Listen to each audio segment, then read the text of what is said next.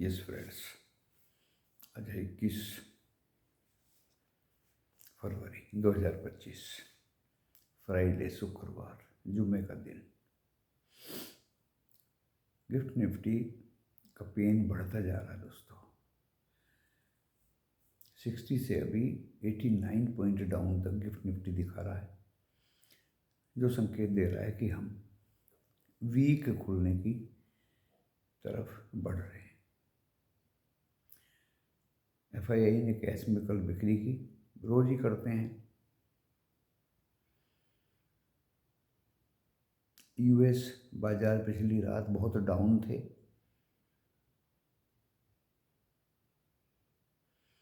आज सुबह एशिया अभी भी खुला है, निक्की वगैरह, वहाँ का इन्फ्लेशन बढ़ा है इसलिए।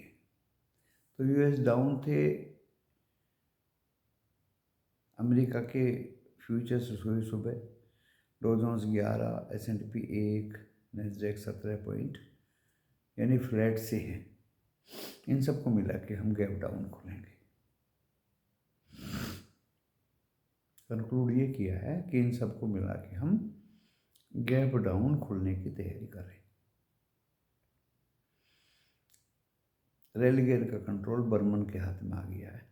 बहुत दिनों से केस चल रहा था। टिस्को ने से अपनी एक सिंगापुर में सब्सिडरी को एक्विजिशन किया है, शेयर बाई बैक करके।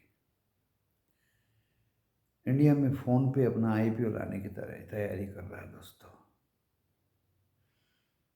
और आज जो कल खेला हुआ इंडिया बांग्लादेश का क्रिकेट मैच था, चैंपियन ट्रॉफी का, इंडिया उसमें जीत गया है।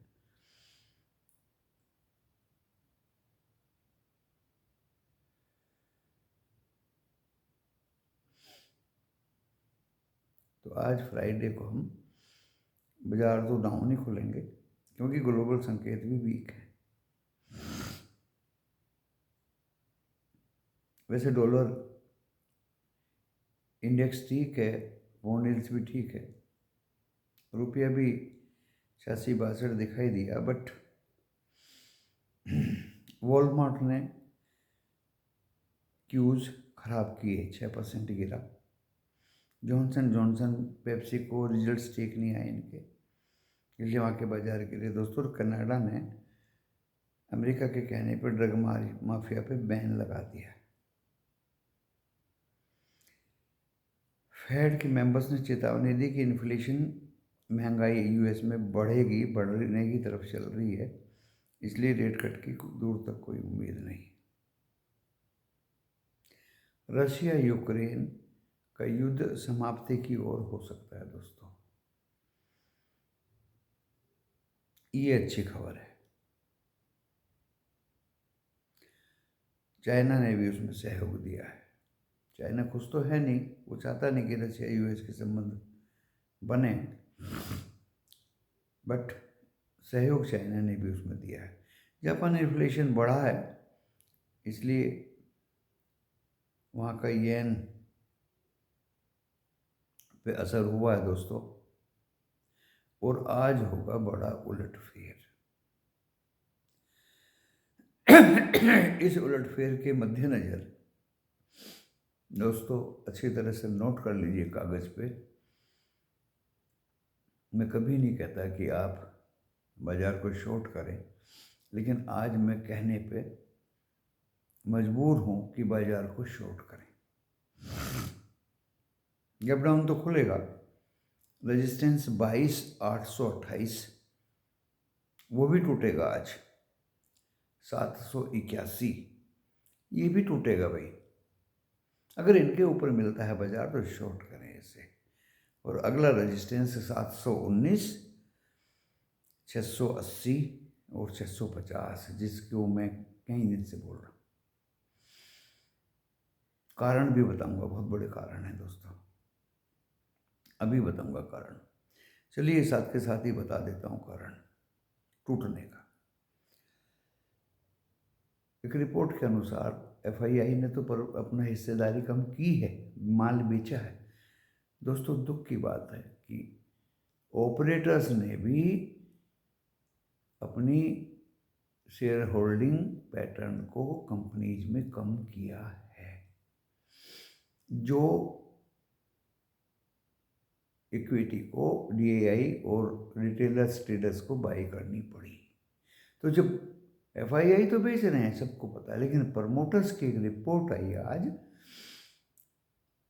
उसमें दिया गया है कि आज तक का सबसे बड़ा सेलिंग प्रमोटर्स का भी अपनी इक्विटी को डाइल्यूट किया है, बेचा है, पार्टिसिपेशन शेयर होल्डिंग कम किए।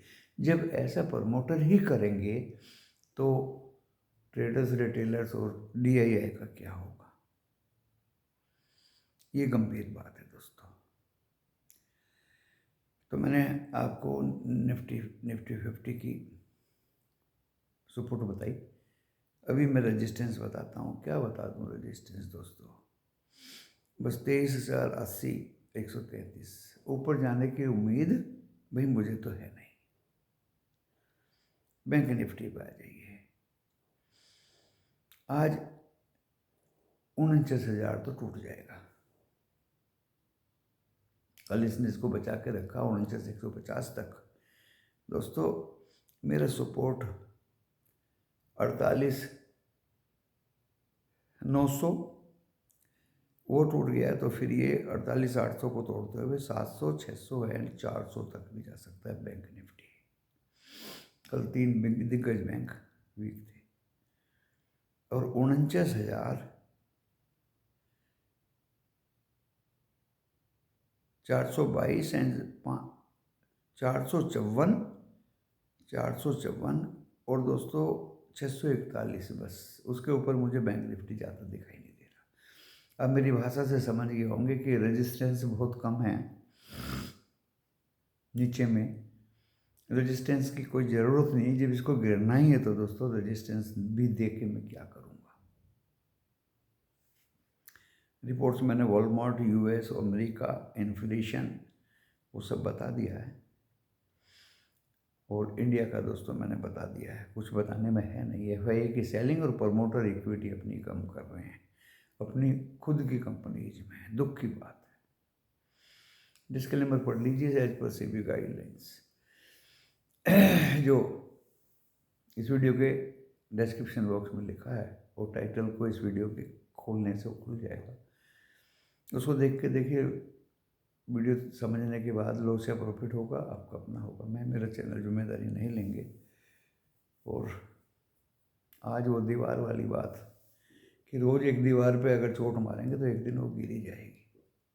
आज वो गिरने की तरफ जा रही है। फ्राइडे है, फ्राई भी होने का पूरा खतरा आज बाजार का है, तो इसका ध्यान रखिएगा। SEBI registered advisers personal financial से सलाह ले, और स्टॉक मार्केट में जोखिम से भरा बाजार है। तो दोस्तों ये रिपोर्ट थी आज। बाकी तो जो रिजल्ट्स हैं इक्का दुक्की कंपनी के, CIE ऑटोमोटिव के प्रॉफिट तो दिखाया, लेकिन मार्जिन से और सभी पैरामीटर्स पे फेल है। सनोफी भी फेल है। रेलिगेयर का कंट्रोल वर्मन के हाथ में, टिस्को होल्डिंग सब एक्विजिशन किया है। टीपीसी ग्रीन को ऑर्डर्स दिए गए हैं दोस्तों, कोई खास नहीं। अब मेरा कोई ज़्यादा इंटरेस्ट इस बाज़ार में दिख नहीं रहा। जब प्रमोटर ही अपना माल बेचने लगेंगे तो दोस्तों किसी का क्या होगा, सोचने की बात है। मैं पहले से कह रहा हूँ, SME IPO से तो दूर रहो। Controller, government of India, regulator को थोड़ा सख्त होना चाहिए, जो मुझे फाइनेंशियल मैटर में दोस्तों दिखाई नहीं दे रहा है।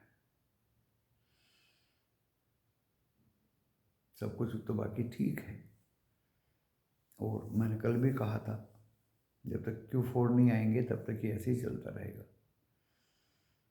और आज